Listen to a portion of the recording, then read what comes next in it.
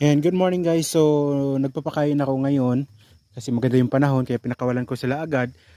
Yang mga yan, kunti lang sila makikita nyo kasi sila yung dyan. So may nakakulong pa yung may anak. Tapos pinakawalan ko sila kasi maganda yung panahon. Tapos dito sila kakain. Tapos yung dito naman sa lumang bahay, hindi ko muna sila pinakawalan. So may kumpay din sila. Yan. So halo-halong damo, Carabao grass, may parang ferns, pero more on Carabao grass kasi tuyo at magana sila. So hindi na kailangang yung nagsusuwagan pag hindi nila gusto yung kinakain nila guys, yun yung may tendency na nagsusuwagan talaga, unlike pag gusto nila yan focus.